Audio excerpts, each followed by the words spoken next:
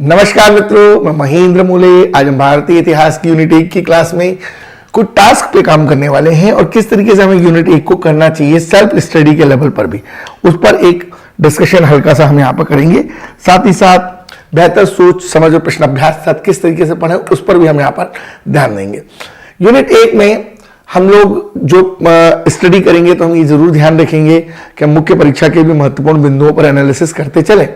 जैसे पहला टॉपिक है प्राचीन भारतीय ज्ञान परंपरा, एंशिएंट इंडिया का ट्रेडिशनल नॉलेज। दूसरा भारतवर्ष, वेद उपनिषद वेदांग भी देखेंगे हम, आरण्यक ब्राह्मण ग्रंथ, सठ दर्शन, इसमें हम वेदांत दर्शन से संबंधित अद्वैतवाद, द्वैतवाद, द्वैताद्वैतवाद, विशिष्ट द्वैतवाद, तमाम चीजों को हम देखेंगे। स्मृतियां, ऋतु, सभा समिति, गणतंत्र, वर्ण व्यवस्था, पुरुषार्थ, ऋण, संस्कार, पंच महायज्ञ, कर्म के सिद्धांत, बोधिसत्व और जो है तीर्थंकर, ये तमाम टॉपिकों को हम यहाँ पर डिस्कशन करने वाले हैं। इसी तरीके से हम जो भी टॉपिक पढ़ेंगे उसके प्रॉपर पहले तो हम देखेंगे कि किस तरीके से हम नोट्स बनाएं। प्रॉपर हमारे नोट्स बनाने का तरीका क्या होगा, हम कैसे पॉइंट वाइज इनके नोट्स बनाएं, उनको कैसे याद करें। सिर्फ नोट्स बनाने से काम नहीं चलेगा, जितना हमने अध्ययन किया है उस अध्ययन को रिमेंबर करना, उस लिखी हुई चीज को याद करना और उसको डाइजेस्ट करना और परीक्षा के दृष्टिकोण से सारे फैक्ट्स, सारे कॉन्सेप्ट को लर्न करना। इसके बाद मल्टीपल चॉइस क्वेश्चंस बनाएंगे, रिवीजन सीट बनाएंगे, टेस्ट भी हम लेंगे और फाइनल एक टच हम यहां पर रिवीजन के रूप में देखेंगे। तो हम लोग शुरुआत यहां पर करने जा रहे हैं यूनिट 1 से और आई होप कि हम जो चीजें यहां पर डिस्कस करेंगे बहुत ही सामान्य, बहुत ही सरल भाषा में, बहुत ही सिंपल वे में। उदाहरण के लिए मान लीजिए मैं एक टॉपिक यहां पर स्टार्ट कर रहा हूं, बोधिसत्व। बोधिसत्व टॉपिक हम अगर पढ़ रहे हैं तो सबसे पहले हमें पता होना चाहिए कि भाई बोधिसत्व क्या है। ठीक है, तो बोधिसत्व क्या है भाई, जितनी भी गौतम बुद्ध से संबंधित थॉट प्रोसेस रही है, विचारधारा रही है, उसने कहीं ना कहीं बोधिसत्व का रूप लिया। तो बोधिसत्व का जो केंद्र बिंदु है वो है महायान शाखा से निकला हुआ और कहीं ना कहीं जो बोधिसत्व है ये बात करता है एक प्रकार से सामूहिक त्याग की या सामूहिक मुक्ति, आप इसको कह सकते हैं। क्योंकि जब गौतम बुद्ध को मोक्ष प्राप्त करना था और तमाम अहर्यताएं उनके पास मौजूद थी, उसके बाद भी उन्होंने संसार के दुखों पर, लोगों की परेशानियों पर, उनकी तकलीफों को दूर करने का जिम्मा उठाया और उन्होंने कहा मैं अपने मोक्ष को स्थगित करता हूं और मैं सामूहिक मुक्ति जब तक लोगों की नहीं करवा दूंगा तब तक जो है मैं अपने लक्ष्य को प्राप्त नहीं करूंगा। और संसार के दुखों को दूर करने के लिए उन्होंने एक अतः करुणा का भाव जो है मन में कहीं ना कहीं लाया और ये अतः करुणा का जो भाव था, ये जो कहीं ना कहीं कंपेशन का भाव था, इसी ने एक निर्वाण के रास्ते को बोधिसत्व में तय किया। तो बोधिसत्व एक परिकल्पना है, एक थॉट प्रोसेस है जो कहीं ना कहीं बोधि चित्त से निकली है और बोधि चित्त का मतलब है अवेकिंग माइंड या कहीं ना कहीं एक ऐसा मस्तिष्क जो एक संतुलित तरीके से काम करता हो। और इसी बोधि चित्त से बोधिसत्व निकला और इसी बोधि सत्व से जो है वो एक निर्वाण प्राप्ति का मार्गदर्शन जो है वो गौतम बुद्ध के माध्यम से ज्ञान प्राप्ति के रूप में लोगों को मिला। तो बोधिसत्व एक प्रकार से आप कह सकते हैं कि बड़ी नाव है जो एक बड़े लक्ष्य को लेकर के काम करती है और ये महायान शाखा से संबंधित है। अब दुनिया में बोधिसत्व की अवधारणा को समझने के लिए संक्षिप्त में ये समझ लीजिए कि एक बंदर होता है, बंदर का जो मस्तिष्क होता है वो थोड़ा सा रेस्टलेस होता है। रेस्टलेस होता है मतलब कि वो कहीं ना कहीं संतुलित नहीं होता। तो मनुष्य का मस्तिष्क भी इसी तरीके का होता है क्योंकि मनुष्य के जो मस्तिष्क को कंट्रोल करना बहुत ही कठिन काम है और कहीं ना कहीं मनुष्य का जो मस्तिष्क होता है वो बड़ा बलवान होता है और जैसे हवा को, वायु को कंट्रोल में नहीं कर सकते, वैसे मन के अंदर क्या चल रहा है उन चीजों को हम कंट्रोल नहीं कर सकते। तो गौतम बुद्ध ने उस समय कहा कि भाई हमारे जीवन में जो भी प्रेम है, जो भी अफेक्शन है या जो भी हमारे जीवन में ममता की भावना है, अफेक्शन है या जो भी हमारे लाइफ में एनवी है, एक प्रकार का ईर्ष्या की भावना है या कहीं ना कहीं हमारे मन में जो भी आप एक बोल सकते हैं कि एक प्रकार का लालच है या एक प्रकार का कहीं ना कहीं ग्रीड की भावना है, तो तमाम ऐसी चीजें, इनसे छुटकारा पाके एक संतुलित मस्तिष्क से जो है लोगों के कल्याण के लिए काम करना। तो बोधिसत्व जो है मूलतः जो है ये ब्रह्म विहार की अवधारणा पर आधारित है। ये कीवर्ड्स जो है इनको आप जरूर यहाँ पे दिमाग में रखें। जैसे पहला कीवर्ड मैंने बताया क्या कि भाई ये महायान शाखा से संबंधित है। दूसरा कीवर्ड मैंने क्या बताया कि बड़ी नाव। तीसरा कीवर्ड मैंने क्या बताया कि ये कहीं ना कहीं सामूहिक मुक्ति की बात करता है। जब तक आप कीवर्ड बना के नोट्स नहीं बनाओगे आपको समझ में नहीं आएगा। तो बोधिसत्व का मतलब है प्रबुद्ध ज्ञान की ओर अग्रसर होना या ज्ञान प्राप्ति की ओर अग्रसर होना, और कहीं ना कहीं एक अथाह करुणा का भाव। बुद्ध के अंदर इतनी अथाह करुणा थी कि जानवरों को भी बुद्ध से जो है वो कहीं ना कहीं लगाव हो जाता था, और उनके मन में जो है इस प्रकार की एक भावना कहीं ना कहीं घर कर जाती थी। तो तमाम प्रकार की चीजें जो यहाँ पर हम आपको दिखा रहे हैं इंपॉर्टेंट तरीके से, उनको आप देखते चलिए, पॉइंट वाइज डिस्कस करिए, क्योंकि मुझे लगता है कि जितनी चीजें परीक्षा के लिए जरूरी है वो सारी की सारी चीजें हम आपको प्रॉपर तरीके से यहाँ पर बताने वाले हैं, और प्रॉपर तरीके से एग्जाम के दृष्टिकोण से हम एक एक चीज को जो है यहाँ पर वो प्रॉपर डिस्कस करेंगे, चाहे वो कोई भी टॉपिक हो। जितने टॉपिक आज की डेट में हम अपनी क्लास में कर लेंगे कंप्लीटली, वो सारी चीजें हम यहाँ पर आपको पॉइंट वाइज डिस्कस करेंगे, और एक एक पॉइंट को प्रॉपर तरीके से हम डिस्कस करेंगे। जैसे अभी हम बोधिसत्व पढ़ा रहे हैं, तो बोधिसत्व से क्या क्या क्वेश्चन बन सकते हैं, मैं सामने कुछ क्वेश्चंस भी आपके यहाँ पर निकाल लूंगा, ताकि उन क्वेश्चनों को भी जो है हम यहाँ पर जो है थोड़ा कवर करें, और एट ए ग्लांस जो है हम लोग काम की बातों को जो है यहाँ पर देखने का प्रयास करेंगे। तो मैंने बताया कि बोधिसत्व एक ऐसी अवधारणा है जहाँ अतः करुणा के माध्यम से या बोधि चित्त के माध्यम से या एक अवेकिंग माइंड के माध्यम से प्रेम है, अफेक्शन या ममत्व की भावना है, लालच है, एनिवी, ईर्ष्या है, इसके माया जाल से बाहर जाना, और एक संतुलित दिमाग से लोगों के कल्याण के लिए, लोगों के वेलफेयर के लिए काम करना। तो उस समय क्या हुआ कि पूरी दुनिया में एक गौतम बुद्ध की परिकल्पना को लेकर के जो है विचारधारा चल रही थी। तो बोधिसत्व एक ऐसी विचारधारा थी कि इस बोधिसत्व की विचारधारा को लेकर के लोगों के मन में एक श्रद्धा का भाव पैदा हुआ, एक समर्पण का भाव पैदा हुआ, एक निष्ठा का भाव पैदा हुआ, और ये समर्पण, निष्ठा और श्रद्धा के भाव ने कहीं ना कहीं एक भक्ति का रूप ले लिया, और यही भक्ति जो है तत्कालीन संदर्भ में मूर्ति पूजा में कन्वर्ट हो गई। इसी मूर्ति पूजा से जो है वो हीनयान, महायान और तमाम चीजें होने लगी, और इस तरीके से बोधिसत्व के बहुत सारे अक्लेतेश्वर जैसे अवतार, मैत्री जैसे अवतार, और विभिन्न विभिन्न प्रकार के बोधिसत्व के नए नए रूप देखने को सामने आए। जैसे आज हम दलाई लामा को देख रहे हैं, वो अक्लेतेश्वर, आलोकितेश्वर जो है बोधिसत्व का उदाहरण है। या फिर हम बात करें, हम मैत्री की बात करें, तो वो साक्य मुनि के स्थान लेने वाले नए बुद्ध के अवतार हैं। तो ये बोधिसत्व की अवधारणा अपने आप में बहुत व्यापक है, अपने आप में बहुत ब्रॉड है। और अवलोकितेश्वर जो करुणा से संबंधित है, कंपेशन से संबंधित है। आज हम अगर देखें अजंता की गुफाओं में, तो आपको अलोकितेश्वर से संबंधित बोधिसत्व के उदाहरण देखने को मिलेंगे। मैत्रेय, जिसको हम भविष्य का जो है वो बोधिसत्व मान के चल रहे, तो बोधिसत्व एक परिकल्पना है ना। चाइना जैसे देशों में अवलोकितेश्वर को महिला के रूप में इंडिकेट किया गया है, जो एक कमल का फूल लेकर के दाएं हाथ में खड़ी है। उस तरीके से मंजूश्री, ये भी बुद्ध का जो है बोधिसत्व का पुरुष उदाहरण है, जो राइट हैंड में जो है तलवार और लेफ्ट हैंड में नीले कमल का फूल लेकर। इस तरीके से सामंत भद्र, इस तरीके से क्षिति गर्भ, इसी तरीके से वज्रपाणी, इसी तरीके से जो है सदा परिभूति, आकाश गर्भ, तमाम प्रकार के हम एग्जाम्पल देख सकते हैं। जितने भी बौद्ध राष्ट्र हैं, अगर हम उन बौद्ध राष्ट्रों की परिकल्पना को देखें, तो बोधिसत्व का जो सबसे इंपॉर्टेंट एग्जाम्पल आप देखेंगे क्वानाम, है ना। बौद्ध राष्ट्र 3 तरीके के बोधिसत्व को आज की डेट में मानते हैं। बोधिसत्व का क्वानाम, और ये क्वानाम जो है ये दयालुता की बात करता है, ये काइंडनेस की बात करता है, दयालुता की बात करता है। दूसरा जो है वो है बोधिसत्व का उदाहरण जो है वो है आपके बोधिसत्व का जो दूसरा एग्जांपल है वो है पद्मपाणि। पद्मपाणि जो है वो कहीं ना कहीं बात करता है आपके करुणा की, कंपेशन की बात करता है। और एक जो बोधिसत्व है वो वज्रपाणि है, बोधिसत्व है वो वज्रपाणि है। तो ये जो वज्रपाणि वाला है ये कहीं ना कहीं ताकत का, पावर का सिंबल करता है। वज्र is a hand in the symbol of power. तो बौद्ध राष्ट्रों में इस तरीके की संकल्पना है। अब उस समय जिस तरीके से बुद्धिज्म का अवधारणा आया, तो गौतम बुद्ध ने कहा कि मैं दुनिया के दुखों को हर लूंगा। उनके अतः करुणा के माध्यम से अपने मोक्ष को स्थगित करके उन्होंने दुनिया के मोक्ष को लेकर सामूहिक मुक्ति का एक विचारधारा दिया, और वही विचारधारा धीरे धीरे कहीं ना कहीं श्रद्धा के रूप में, निष्ठा समर्पण के रूप में, भक्ति के रूप में, मूर्ति पूजा के रूप में कन्वर्ट हो गई, और वही बोधि और बोधिसत्व बन गया।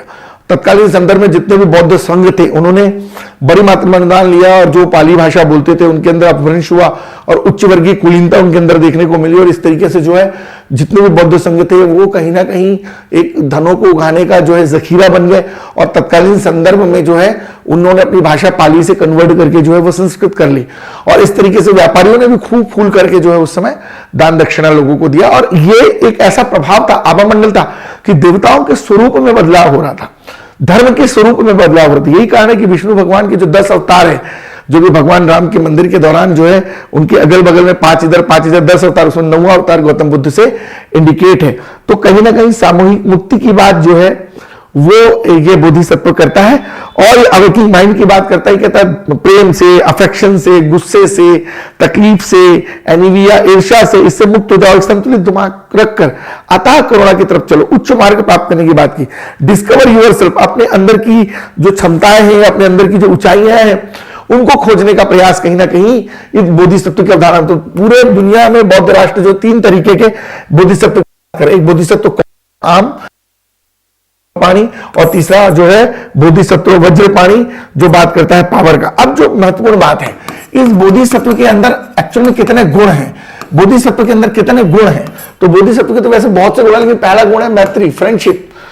मैत्री जो है सबसे इंपॉर्टेंट गुण है, सबसे महत्वपूर्ण गुण है। और दूसरा जो गुण है वो है कंपेशन, हमें सबके प्रति प्रेम का भाव रखना चाहिए, है ना। हमें अपने अंदर अपनी भावनाओं को इस तरीके से लेकर चलना चाहिए, हमें हर प्राणी के प्रति, हर व्यक्ति के प्रति जो है एक प्रेम का भाव हमारे मन में होना चाहिए, एक प्रेम का भाव होना चाहिए, कंपेशन का भाव होना चाहिए।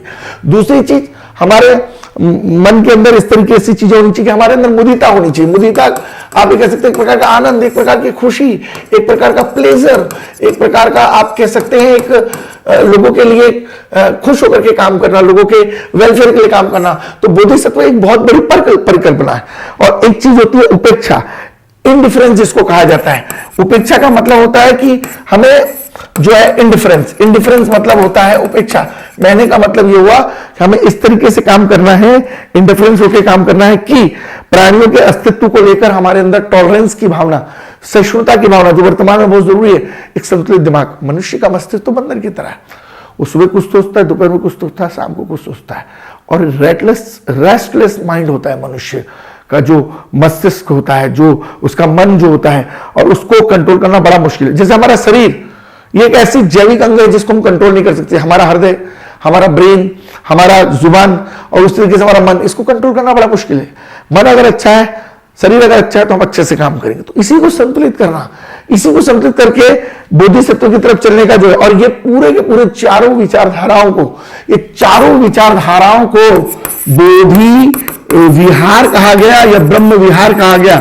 कुछ किताबों में ब्रह्म विहार के नाम से भी इसे जाना जाता है, कुछ किताबों में इसको ब्रह्म विहार के जो है ये नाम से भी कहीं ना कहीं जाना जाता है। तो परीक्षा में प्रश्न आ सकते हैं, हम इसको प्रिंटेड पेपर के रूप में भी फॉर्मेट तरीके से कराएंगे। पहले सोच समझ डेवलप कर दें, एक विचारधारा डेवलप कर दें टॉपिक को लेकर कि बोधिसत्व क्या है।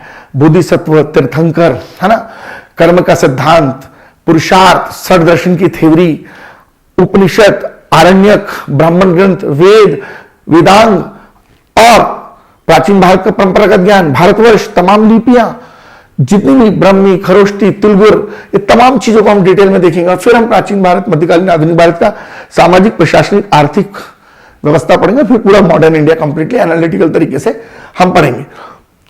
तो बोधिसत्व के गुण क्या हुए?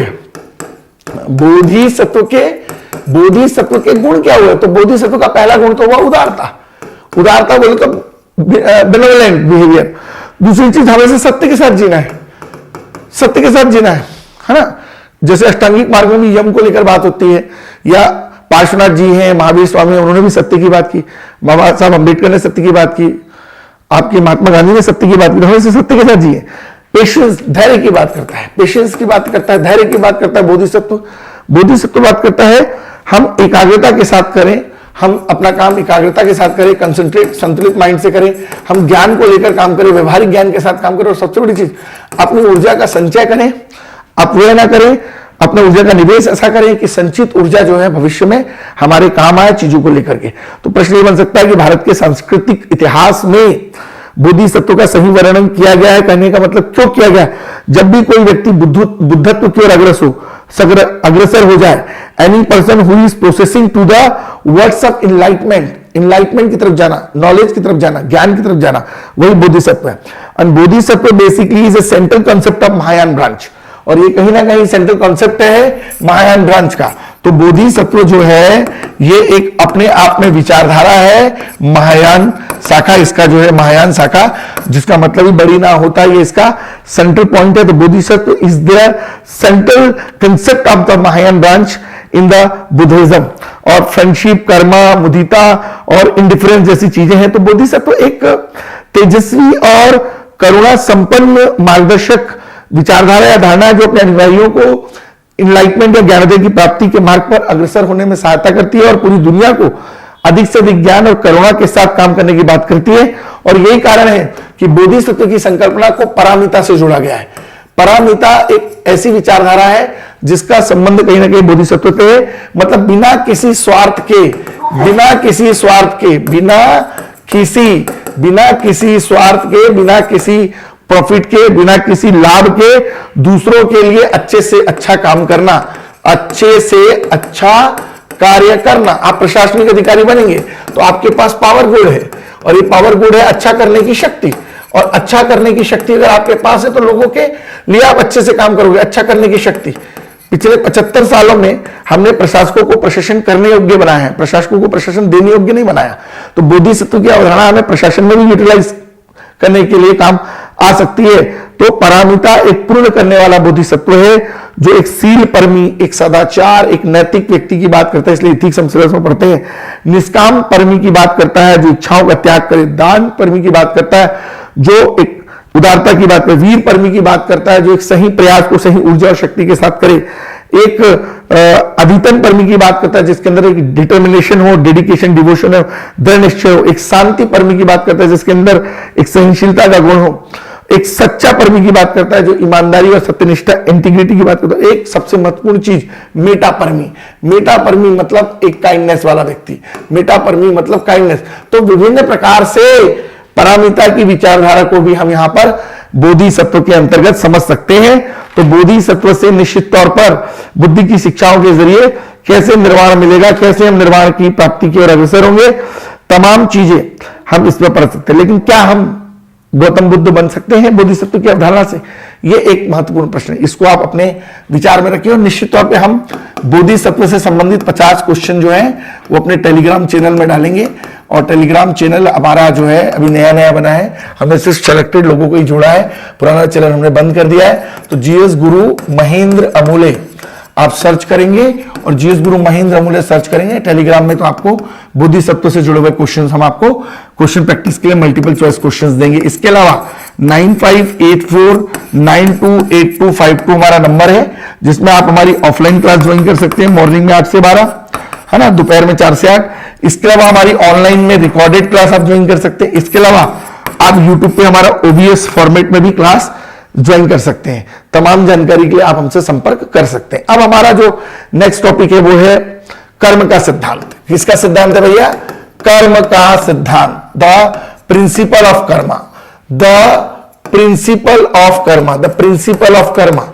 द प्रिंसिपल ऑफ कर्मा क्या है तो समझिए।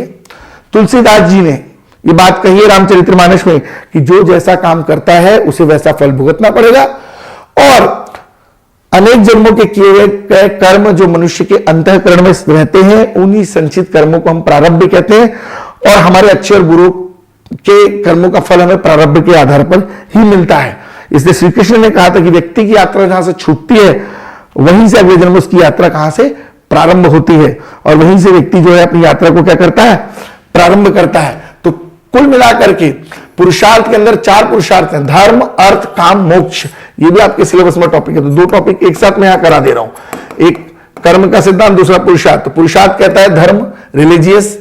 दूसरी चीज अर्थ मतलब आपके अर्थ मतलब आपका इनकम से रिलेटेड, काम मतलब आपका वर्क, और मोक्ष मतलब आपका सेलिब्रेशन। तो धर्म, अर्थ, काम, मोक्ष में सबसे इंपॉर्टेंट कौन है? कार्य। तो पुरुषार्थ के थ्योरी को दिया किसने? महर्षि मनु ने दिया। महर्षि मनु ने कहा कि व्यक्ति अपने जीवन में कर्म करता है, कर्म करके पुरुषार्थ करता है, और पुरुषार्थ का मतलब ही होता है एक विवेकशील मनुष्य अपने उद्देश्य को प्राप्त करने के लिए अपने जीवन में कर्म करता है। धर्म, अर्थ, काम, मोक्ष की बात की।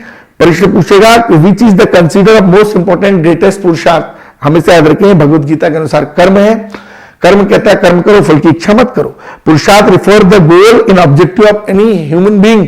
और एक व्यक्ति के अंदर तर्क होता है, एक व्यक्ति के अंदर बुद्धि होती है, और जब वो व्यक्ति के अंदर तर्क, बुद्धि और विवेक तीनों जुड़ जाते हैं, तर्क मतलब लॉजिक, बुद्धि विजडम, और विवेक मतलब डिटर्मिनेशन कहीं ना कहीं जुड़ जाता है, तो वो व्यक्ति सद्बुद्धि के साथ आगे बढ़ता है, और वो व्यक्ति अपने जीवन में जो है वो आप ये कह सकते हैं पुरुषार्थ चतुष्ट की तरफ चलता है। और ये पुरुषार्थ चतुष्ट जो है वो है आपका धर्म, अर्थ और आपका काम और मोक्ष। अब इसी धर्म, अर्थ, काम, मोक्ष में से हमारे कुछ ऐसे थिंकर हुए जिन्होंने धर्म को नहीं माना, जिन्होंने अर्थ को माना, जिन्होंने मोक्ष को नहीं माना, जिन्होंने काम को माना। और अर्थ और काम को मानने वाले जो थे वो थे Charvaka. Charvaka, he does not believe the salvation, मोक्ष, he does not believe the religious, also focus, उधार लेके घी पियो। और उन्होंने अपने जीवन में कहा कि व्यक्ति को अपने जीवन में सिर्फ और सिर्फ he does only believe the focus of अर्थ, अर्थात पैसा, रुपया और काम।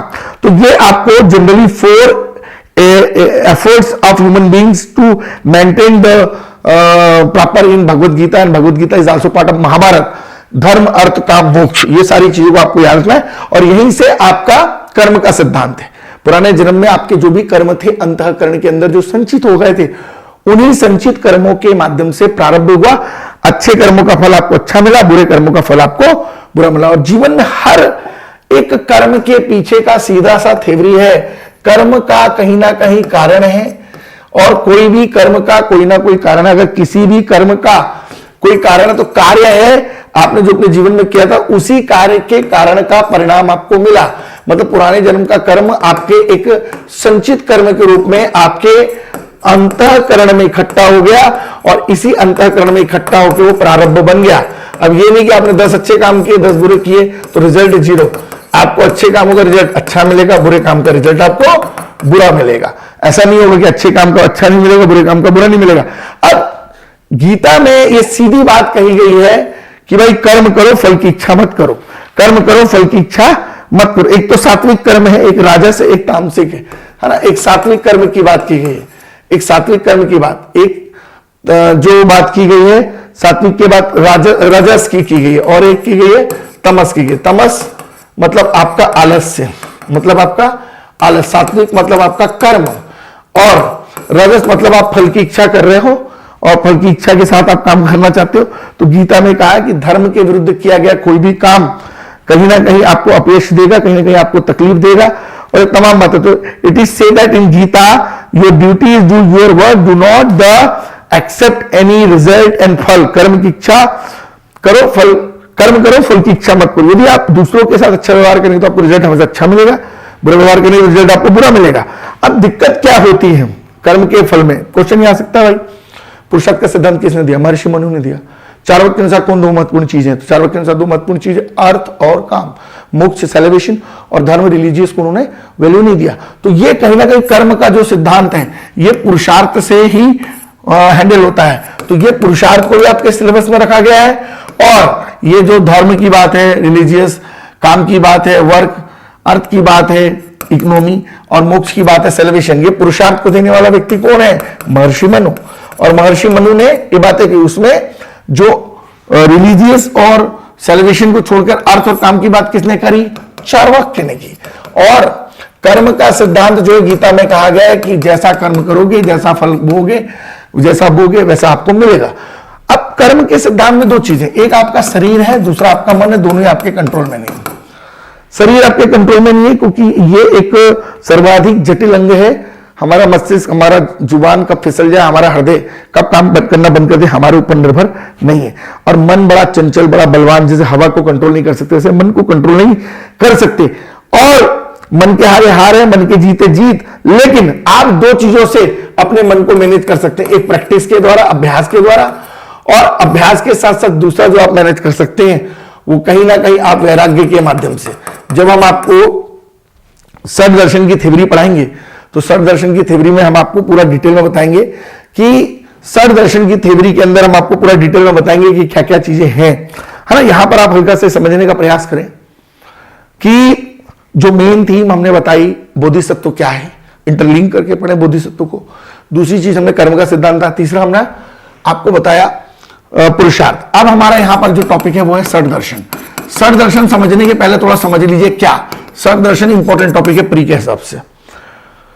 देखिए भाई, दो तरीके के दर्शन होते हैं और एक होता है आस्तिक, होता है अनास्तिक। पहली बात तो व्यक्ति की अगर सोच सही है, समझ सही है और उसके अंदर एक विचार सही है और उसके अंदर विचारधारा सही है और इसके बाद उसके अंदर सिद्धांत सही है और सिद्धांत के बाद उसकी अप्रोच सही है, उसका व्यवहार सही है और व्यवहार के बाद अगर उसका ज्ञान सही है और ज्ञान सही है तो उसका दर्शन सही है। ये पूरी पूरी लंबी प्रक्रिया है। लंबी प्रक्रिया को समझिए, पहले सोच, दूसरी समझ, तीसरा विचार, थॉट प्रोसेस, विचारधारा, thinking line, principle, behaviour, knowledge और ज्ञान, इसी से निकला है दर्शन। अब दर्शन दो तरीके का होता है, एक होता है आस्तिक, एक होता है नास्तिक। आस्तिक दर्शन जो ईश्वर को मानता है, वेदों को मानता है, नास्तिक जो नहीं मानता। अब इसमें भी ईश्वरवादी और अनिश्वरवादी होते हैं। तो आस्तिक जो ईश्वर को मानता है या वेदों को मानता है, तो ऐसे कौन कौन है? ऐसे दर्शन है सांख्य दर्शन जिसको कपिल मुनि ने दिया, योग दर्शन जिसको पतंजलि ने दिया, न्याय दर्शन जिसको गौतम ने दिया, वैशेषिक दर्शन जिसको कणाद ने दिया। बेसिकली क्या बोला? उसके बाद मीमांसा दर्शन, पूर्व मीमांसा जिसको बोलते हैं, मीमांसा दर्शन जिसको जैमिनी ने दिया, और पूर्व मीमांसा या जिसी को हम कहते हैं वेदांत दर्शन जिसको बादरायण ने दिया। ये 6 विचारधाराएं आस्तिक है। जबकि नास्तिक कौन है? एक तो चार्वाक है जो कहता है अर्थ ही काम का है और काम ही काम का है, मोक्ष से कोई लेना देना नहीं है और ना ही लेना देना धर्म से है। दूसरा जैन धर्म से संबंधित चीजें और जितने भी तीर्थंकर की थ्योरी है। दूसरा बौद्ध धर्म से संबंधित चीजें। तो जैनिज्म हो, बौद्धिज्म हो या फिर चार्वाक्य का दर्शन, ये तमाम चीजें कहीं ना कहीं नास्तिक। अब इसमें भी इंपॉर्टेंट तरीके से दो चीजें समझिए, कुछ चीजें ईश्वरवादी है, कुछ अनिश्वरवादी है। ईश्वरवादी कौन है? सांख्य दर्शन ईश्वरवादी है, योग दर्शन ईश्वरवादी है ना, न्याय दर्शन ईश्वरवादी है। सांख्य दर्शन का कुछ हिस्सा जो है वो नहीं मानता ईश्वर को, तो आप उसको यहां लगा दीजिए। योग दर्शन है, न्याय दर्शन है, वैशेषिक दर्शन नहीं मानता, इसको आप यहां लगा दीजिए अनिश्वरवादी में। इसके बाद आपका वेदांत दर्शन है, वेदांत दर्शन है। तो कुल मिलाकर के इसके अलावा आपका पूर्व मीमांसा है। तो कुल मिलाकर के सांख्य दर्शन, वैशेषिक दर्शन और 3 पहले से थे, चार्वाक, जैन और बौद्ध। तो ये ईश्वर की परिकल्पना को नहीं मानते। भाई सीधी बात सांख्य ने कहा है, ईश्वर, जगत का निर्माण ईश्वर ने नहीं किया। जगत का निर्माण तो किया है प्रकृति ने, तत्वों ने किया है, पुरुष ने किया है, आत्मा ने किया है। प्रकृति और आत्मा से जगत का निर्माण हुआ है। वैशेषिक दर्शन कहता है कि जितना भी जगत बना है वो तत्वों से बना है। भौतिक शास्त्र की विचारधारा वैशेषिक दर्शन के बाद ही आई, कणाद की तिबरी के बाद आई। तो ये भी ईश्वर के द्वारा जगत का निर्माण हुआ, इसको नहीं मानता। चार्वाक पहले ही मना कर चुके, जैन धर्म पहले ही बोल चुका, बौद्ध धर्म पहले ही बोल चुका। अब यहां पर सांख्य दर्शन और वैशेषिक दर्शन उधर जाने का, योग दर्शन पतंजलि का ये बोलता है ईश्वर है, न्याय दर्शन गौतम का बोलता है ईश्वर है, वेदांत दर्शन में अद्वैतवाद शंकराचार्य का, द्वैताद्वैतवाद, द्वैतवाद है ना, विशिष्ट द्वैतावाद निम्बिकाचार्य का। तो जितने भी वेदांत दर्शन की थ्योरी या उत्तर मीमांसा वो सारी चीजें मानते हैं। पूर्व मीमांसा जैमिनी का ये भी कहीं ना कहीं स्वीकार करता है। तो षड दर्शन के अंदर, षड दर्शन के अंदर पहली चीज तो हो गई सांख्य दर्शन जो सबसे पुराना है, जो ईश्वर को जगत का निर्माण का मुख्य तत्व नहीं मानता और जगत का निर्माण जो हुआ है वह प्रकृति से हुआ है, नेचर से हुआ है और एलिमेंट जिसको बोलते हैं, और आत्मा से हुआ है अर्थात पुरुष से हुआ है। नियतिवाद का सिद्धांत कहता है कि always nature is greater than human. नवनियतिवाद कहता है कि human is greater than nature. और संभववाद, प्रसंभववाद की थ्योरी कहती है कि दोनों एक दूसरे से जुड़े हुए हैं। ठंडी लगेगी तो स्वेटर पहन लेंगे, गर्मी लगेगी तो एसी चला लेंगे, पानी गिरेगा तो छत्ता ले आएंगे, रेनकोट ले आएंगे। लेकिन सांख्य दर्शन कहता है जगत का निर्माण ईश्वर ने नहीं किया। सांख्य दर्शन पुनर्जन्म पर बिलीव करता है, सबसे पुराने दर्शनों में से एक है। योग दर्शन की बात, जगत के निर्माण में आत्मा का रोल है, पुरुषार्थ का रोल है, कर्म का रोल है, प्रकृति का रोल है, तत्व का रोल है। ईश्वर के रोल को अस्वीकार कर दिया, गॉड को अस्वीकार कर दिया, गुड से गॉड बना है। अब योग दर्शन दिया किसने? पतंजलि ने। पतंजलि ने कहा भैया शरीर में स्फूर्ति रखो, योग करो, साधना करो, तपस्या करो और अष्टांग योग करो, अष्टांग योग करो, यम करो, यम करो, असत्य मत बोलो, सत्य बोलो, अहिंसा करो, अस्तेय, चोरी मत करो, अपरिग्रह, जरूरत से ज्यादा धन मत रखो, ब्रह्मचर्य का पालन करो, अष्टांग योग का पालन करो, साधना करो, योग करो, शरीर में स्फूर्ति लाओ और कहीं ना कहीं अपने अंदर योग लाके, साधना लाकर, चेतना लाकर, स्फूर्ति लाकर के आप ईश्वर तक पहुंच सकते हैं, मोक्ष प्राप्त कर सकते हैं। सभी लोगों ने मोक्ष प्राप्ति के माध्यमों को बताने का प्रयास किया। योग दर्शन के बाद अगला गौतम का दर्शन आया। गौतम का दर्शन था न्याय दर्शन।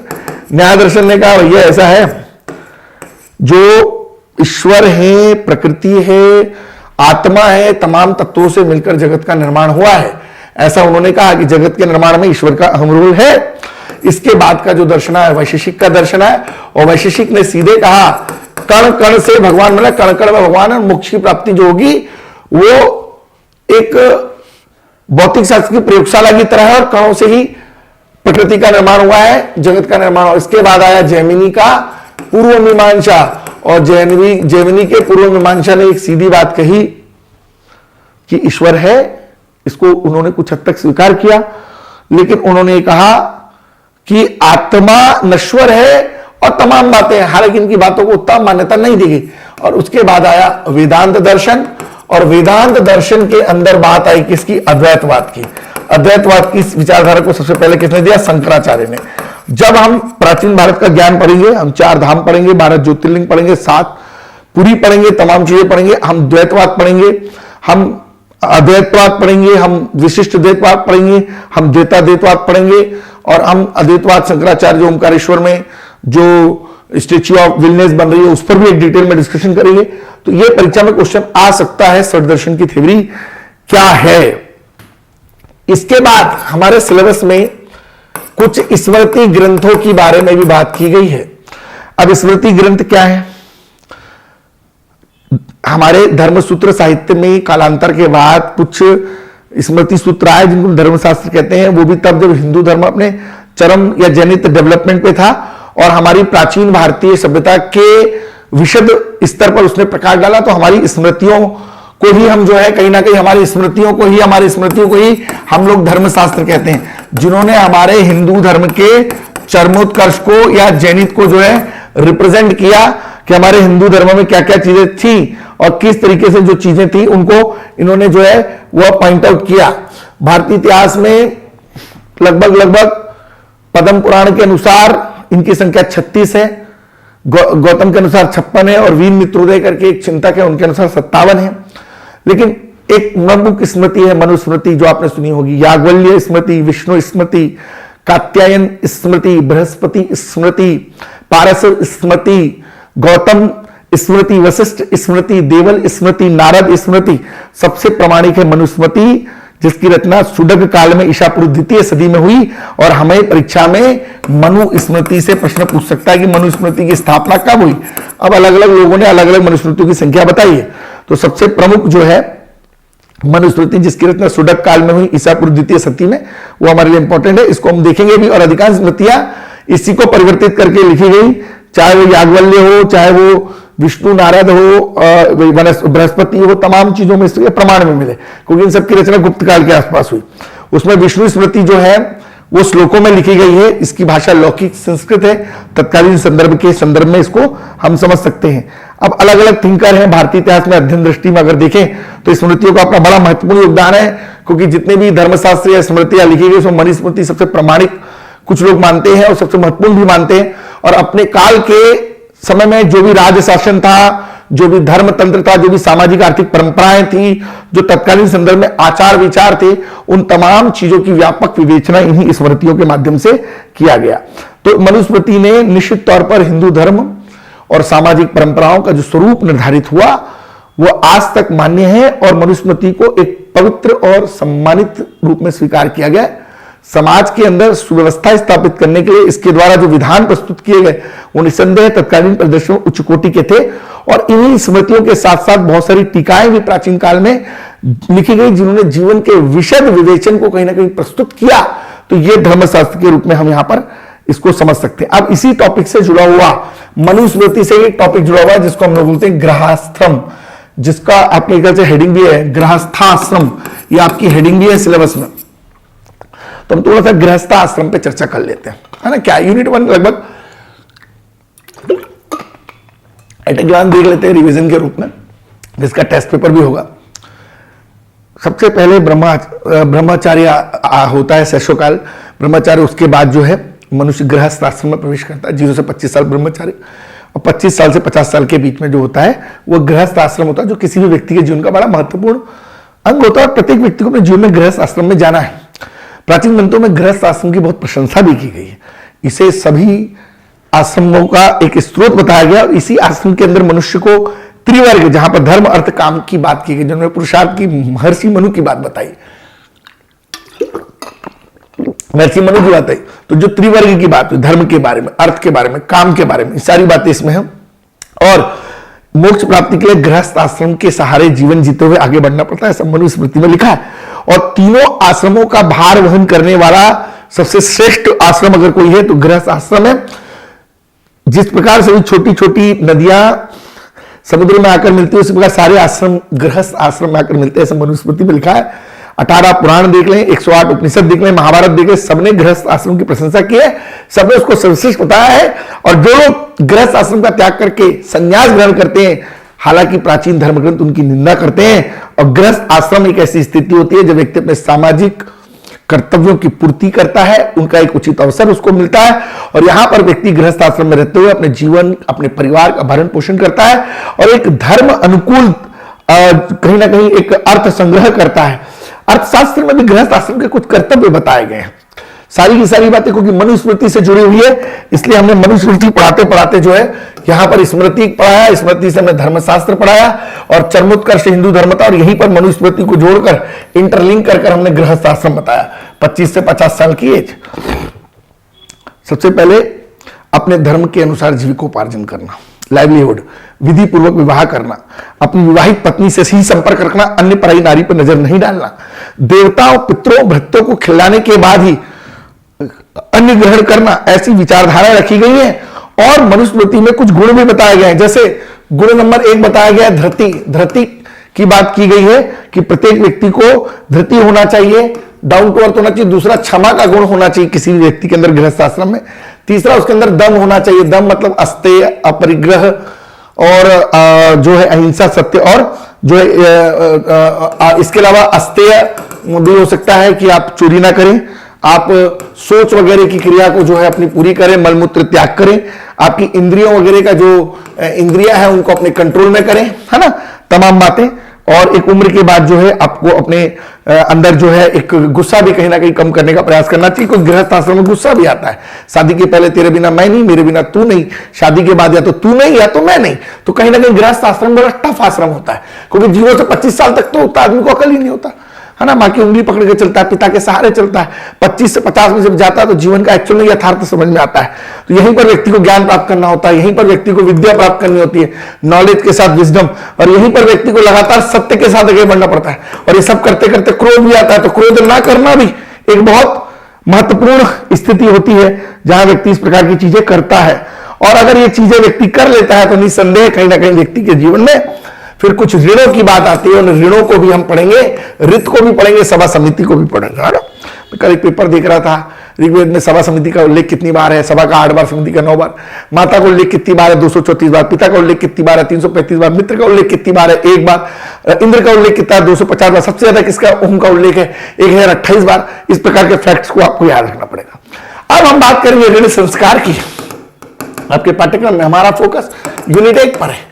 Unit 1 history. हिस्ट्री को हम एक तो 360 डिग्री के साथ लेके चलिए। आज हमारी मास्टर क्लास है और इस मास्टर क्लास के अंदर हमने आपको शुरुआत में ही बताया कैसे नोट्स बनाने हैं, कैसे नोट्स पढ़ने हैं, कैसे रिवीजन करना है, कैसे बेहतर सोच समझ डेवलप करके एमसीक्यू करने हैं, एमसीक्यू करने के बाद उनकी कैसे प्रैक्टिस करनी है, उनका फाइनल रिवीजन लेना है और कैसे पॉइंट आउट करके एक एक चीज को रिमाइंडर करना है। गृहस्थ आश्रम में जब व्यक्ति जाता है उसके पास संस्कारों को उसको आगे बढ़ाना पड़ता है, उन संस्कारों का अनुष्ठान उसको करना पड़ता है। जन्म से लेकर मृत्यु तक ये चलता रहता है। विवाह संस्कार के बाद जब वो गृहस्थ आश्रम में पदार्पण करता है तो फिर उसको 3 ऋणों को चुकाना पड़ता है जो धर्म ग्रंथों में लिखा है। पहला देव ऋण, दूसरा ऋषि ऋण और तीसरा क्या? पिता ऋण। पहला देव ऋण, दूसरा पिता ऋण और तीसरा क्या? ऋषि ऋण। ये तीनों ऋण से, डेबिट से उसको जो है वो मुक्ति मिलती है। देव ऋण मतलब देव ऋण, ऐसी मान्यता है कि व्यक्ति पैदा होता है तो उसके ऊपर देवी देवताओं का कृपा होता है, उसका कर्तव्य होता है कि देवताओं की कृतज्ञता वो व्यक्त करे। उनसे मुक्ति उसको तब मिलती है जब यथाशक्ति यज्ञ करता है, अनुष्ठान करता है, तमाम बातें। यजुर्वेद में बातें की गई हैं। ऋषि ऋण की बात हुई, विधि पूर्वक जब वो देवों का अध्ययन करता है तो फिर उसको कुछ ऋषि ऋण भी चुकाने पड़ते हैं महात्मा पुरुषों के, है ना। और पितृ धर्मानुसार संतान उत्पत्ति करके व्यक्ति को बताना पड़ता है कि पिताजी मैंने अपना दायित्व निभा लिया, और उसको फिर पिता ऋण भी चुकाना पड़ता है। और मनुस्मृति में स्पष्ट कहा, तीनों ऋणों से जिसको मुक्ति मिल गई वही व्यक्ति मोक्ष प्राप्त कर सकता है, नहीं मिला तो फिर आपको नरक जाना पड़ेगा, ऐसा मनुस्मृति में लिखा है, मेरे व्यक्तिगत विचार नहीं है। और तीनों ऋणों में ऋण होना मनुष्य का, ये तीनों ऋणों से बाहर होना मनुष्य का जीवन का परम परम परम कर्तव्य है, महत्वपूर्ण कर्तव्य है, और ये हमको बिल्कुल पता होना चाहिए। इसके बाद हमारे सिलेबस में एक और हेडिंग है। हेडिंग क्या है तो देख लेते हैं। हेडिंग है पंच महायज्ञ करके कोई एक हेडिंग है, पंच महायज्ञ। क्या हेडिंग? पंच महायज्ञ। अब पंच महायज्ञ मास्टर क्लास चल रही, मैं फिर कह रहा हूं ये मेरी मास्टर क्लास है, और ऐसे मास्टर क्लास हमारे तमाम यूनिटों के आएंगे। यूनिट 1 अभी चल रहा है, फिर 2 आएगा, फिर 3 आएगा, 4 आएगा, 5, 6, 7, 8, 9 और 10 जितने भी टॉपिक पढ़ रहे हैं उनको सोच के साथ समझ डेवलप करेंगे। समझ सोच डेवलप करने के बाद इनके एमसीक्यूज लगाएंगे, एमसीक्यूज काम आएंगे प्री में, और फिर आंसर राइटिंग करेंगे। और ये आंसर राइटिंग काम आएगी आपकी मेंस में, चाहे 20 वर्ड हो, 60 वर्ड हो या 200 वर्ड हो। तो ये एक पूरा कंसेप्ट डेवलप किया जा रहा है आपका। पंच महायज्ञ, जितने भी लौकिक और परलौकिक सुख शांति के लिए चीजें आवश्यक मानी गई उन यज्ञों को इसमें रखा गया। जैसे सबसे पहला यज्ञ है ब्रह्मा यज्ञ। पहला यज्ञ कौन है भैया? ब्रह्मा यज्ञ। इसके पहले हमने अपनी ऑनलाइन क्लास में प्राचीन भारत की ज्ञान परंपरा, भारतवर्ष, ये टॉपिक ऑलरेडी पढ़ा चुके हैं, इसलिए इसके बाद जो टॉपिक थे हमने कंटिन्यू लिया। और इस क्लास के बाद भी यूनिट 1 में जो टॉपिक रेस्ट हो गए हैं, जिनके क्वेश्चन प्रैक्टिस नहीं हुए, उनको कंटिन्यू लेंगे। ब्रह्मा यज्ञ, इसमें वेदों का अध्ययन किया जाता है। इसके माध्यम से व्यक्ति प्राचीन विद्वान ऋषियों के प्रति अपनी कृतज्ञता व्यक्त करता है, क्योंकि ऋषि ऋण, देवऋण और पितृण चुकाता है तो उसको कहीं ना कहीं देवऋण चुकाते समय यज्ञ करना पड़ता है, और यज्ञ में उसे ब्रह्मा यज्ञ करना पड़ता है। मतलब ऋणों को चुकाने के लिए जो पहला ऋण है उसमें ही यज्ञ आते हैं, तो इसलिए हम कनेक्टिविटी से बढ़ाते हैं। ब्रह्मा यज्ञ, उसके बाद पित्त यज्ञ होता है। पित्त यज्ञ भी एक महत्वपूर्ण यज्ञ होते हैं, और पित्त यज्ञ भी प्रत्येक व्यक्ति को जो है यहाँ पे करने होते हैं। तो पहला ब्रह्मा यज्ञ, दूसरा हो गया आपका पित्त यज्ञ, तीसरा है आपका ये मात्र पितरों की शांति के लिए होते हैं, जो पितरों का तर्पण करते हैं, श्राद्ध वगैरह करते हैं। तीसरा है देव यज्ञ। देव यज्ञ में देवताओं को का पूजन करते हैं, बलि धृत या तमाम प्रकार की चीजों का अग्नि में हवन करते हैं। ऐसी मान्यता है कि हमें जो भी जीवन में मिला है वो ईश्वर की अनुकंपा से मिला है। मनुष्य द्वारा ईश्वर को प्रसन्न रखना जिम्मेदारी है, और अग्नि में जो आहुति दी जाती है देवता वहां स्वयं उपस्थित होकर उसको ग्रहण करते। अतः देव यज्ञ बहुत महत्वपूर्ण है, और देव ऋण भी है। इसके अलावा भूत यज्ञ है। इसके अलावा भूत यज्ञ है जो हर प्राणियों उनको बलि देकर दी जाती है, अग्नि में न डालकर उनको विभिन्न दिशाओं में रखा जाता है, और इस तरीके से जो है विनाशकारी भूत प्रेतों से जो है वॉचक्राफ्ट से जो है अथर्ववेद में तमाम बातें जो गोपद ब्राह्मण ग्रंथ के अंदर लिखी गई वो तमाम बातें इसके अंदर है। वो क्या है? इसके बाद है मनुष्य ऋण। मनुष्य ऋण भी एक बहुत, मनुष्य यज्ञ भी बहुत महत्वपूर्ण यज्ञ है। इसे नर यज्ञ या अतिथि यज्ञ भी कहते हैं, इसे नर यज्ञ भी कहते हैं, या फिर इसको जो है अतिथि यज्ञ भी कहा जाता है। आगंतुकों की सेवा संस्कार करना, कोई आया तो उसको पानी के लिए पूछना, भोजन के लिए पूछना, अन्न ग्रहण कराना। विष्णु पुराण में लिखा है यदि कोई गृहस्थ किसी अतिथि का संस्कार कर देता है तो उसका जीवन जो है पुण्य हो जाता है। किसी को पानी पिला दो, भोजन के लिए पूछ लो तो उसका जीवन तर जाता है, ऐसा अथर्ववेद में लिखा है। बौद्धायन में भी कहा है व्यक्ति चाहे प्रिय हो या अप्रिय, लेकिन उससे जरूर पूछना चाहिए, उसका आदर संस्कार करना चाहिए, सम्मान करना चाहिए। तीनों ऋण हो गए, 5 महायज्ञ हो गए, और व्यक्ति ने अपने जीवन के 4 आश्रमों को कर लिया, लौकिक परलौकिक सुख उसको प्राप्त हो जाएगा। और धर्म संगत आचरण करके वो व्यक्ति अपने जीवन में बहुत बहुत बहुत आगे कहीं ना कहीं बढ़ जाएगा। इसके अलावा हमारे टॉपिक में एक छोटा सा टॉपिक है ब्राह्मण ग्रंथ। इसके बाद की क्लास हम कल करेंगे, क्योंकि ब्राह्मण ग्रंथ में आपको बता दूं 4 प्रकार के जो वेद हमने आपको बताए थे। पहला वेद हमने आपको बताया था ऋग्वेद, दूसरा हमने आपको बताया था यजुर्वेद, तीसरा अर्थवेद हमने बताया था आपको अथर्ववेद, और आगे पीछे हो गया उससे कोई दिक्कत नहीं, चौथा बताया था सामवेद। इनको अच्छे से समझने के लिए कुछ हम लोगों ने अपने विचारधारा को बेहतर ब्राह्मण ग्रंथों का आविष्कार किया या ब्राह्मण ग्रंथों को रचा है, ताकि उनको हम अच्छे समझ पाए। जैसे ऋग्वेद के अंदर एक है ऐतिरेय, ऐत्रेय और कोशितकीय। ऐत्रेय और क्या? कोशितकीय। अब ऐत्रेय और कोशितकीय, जैसे यजुर्वेद के अंदर 2 है। एक है आपका सतपथ ब्राह्मण, ये ब्राह्मण ग्रंथ है। वेदों को अच्छे से समझने के लिए, वेदों के मंत्रों को अच्छे से समझने के लिए, वेदों की बातों को अच्छे से समझने के लिए, वेदों की जानकारी को। और इसके अलावा जो है वो है आपके ऐत्रेय, इसके अलावा है तैत्रेय, है ना। टोटल ब्राह्मण ग्रंथ 8 है। उसके बाद अथर्ववेद का एकमात्र है गोपथ, है ना। और उसके बाद सामवेद जो संगीत का है उससे रिलेटेड है। आपका षड्वेश है, आपका पंचवेश है, और आपका जो है बेटा जैमिनी है, याद रखेंगे आप। अब देखिए ब्राह्मण ग्रंथों को रखा गया है ताकि कहीं ना कहीं हम कोशिश करते हैं, पीडीएफ से पढ़ने से याद होता नहीं, ये संक्रमण की बीमारी है, ये नोट डाउनलोड करो, वो डाउनलोड करो और इतना सारा इकट्ठा कर लो कि फिर परीक्षा में जाके कंफ्यूज हो जाओ, फिर फेल हो जाओ, है ना। परीक्षा में क्वेश्चन है ब्राह्मण ग्रंथों की संख्या कितनी, तो गलत कर दिया, 8 होते भी, 2 यहां 1 ये 5 और 3 ये 8। अब इसमें काम का देखो, ऐत्रेय ब्राह्मण ग्रंथ में कोरोनेशन के बारे में बात है, राज्याभिषेक के बारे में बात है। टोटल इंग्लिश मीडियम के वीडियो भी हम बना देंगे, कोई दिक्कत नहीं, ओबीएस पे जाए, ऐप पे डाउनलोड कर ले। हमारा राज्याभिषेक के बारे में बात है, कौशिकी के बारे में। दूसरी बात, इसको संखायन भी कहते हैं, इसको संखायन, क्वेश्चन मिल जाएगा कोई भी कोचिंग में आपको कि कौशिकी जो है उसका दूसरा नाम क्या, संखायन। राज्याभिषेक कोरोनेशन के बारे में किससे बोला गया, ऐत्रेय ब्राह्मण, मतलब ऋग्वेद के 2 है। सतपथ सबसे प्राचीन है, सबसे पुराना है, सबसे प्रामाणिक है, सबसे महत्वपूर्ण है, सबसे बड़ा भी है। और ये तैतरेय इंपॉर्टेंट है। अथर्ववेद का जो गोपथ है, इसमें ओमकार शब्द का उल्लेख है, गायत्री को जो है आइडल फॉर्मेट में रखा गया है और ईश्वर जैसा बनने को लेकर के इसमें फोकस रखा गया है। षड्विश, पंचविश और जैमिनी, ये भी सोमवेद से संबंधित है। सामवेद जो संगीत से रिलेटेड है, इसके ये ब्राह्मण ग्रंथ है। अथर्ववेद जिसका मतलब है जादू टोना मंत्र उपचार। यजुर्वेद जो यज्ञों से रिलेटेड है। और ये तैतरेय के अंदर मैंने आपको बताया था कि हमारा आचरण बेहतर होना चाहिए, हमको भगवान की तरह आचरण करना चाहिए, हमारा आचरण मर्यादित होना चाहिए, हमें ईश्वर के चरण लेना चाहिए और चरण लेकर उनके आचरण को अपने में समाहित करना चाहिए। तो ब्राह्मण ग्रंथ जो 8 हैं, जैसे ऐत्रेय का मतलब क्या है, राज्याभिषेक, राज्याभिषेक मतलब कोरोनेशन। कौशिकी का दूसरा नाम क्या है, संखायन। यजुर्वेद 2 तरीके का, सतपथ, सबसे बड़ा कौन है, सतपथ, सबसे बड़ा कौन है, सतपथ। तैतरेय में क्या है, आचरण के बारे में बात है, आचरण मोरलिटी के बारे में बात। गोपथ में क्या है, ओंकार शब्द के बारे में बात है, गायत्री मंत्र को तवज्जो दी गई। और सामवेद संगीत से रिलेटेड है, षड्विश, पंचविश, जैमिनी। आज की इस क्लास में हमने जितने भी महत्वपूर्ण टॉपिक पढ़े उनको आप अच्छे से पढ़िए, और न सिर्फ उनको अच्छे से पढ़िए बल्कि मैं आपको यहां पर 2 मिनट ये बताना चाहूंगा कि अब आपको घर पे क्या करना चाहिए। अब आपको घर पे क्या करना चाहिए, जो भी टॉपिक मैंने आपको यहां पर पढ़ा दी और जो बच गए हैं उन पर भी, तो एक फीडबैक फॉर्म आपको यहां पर देखना है कि अब हमको यहां पर क्या क्या चीजों को कवर करना है और कौन कौन सी चीजों को जो है हम यहां पर देखेंगे।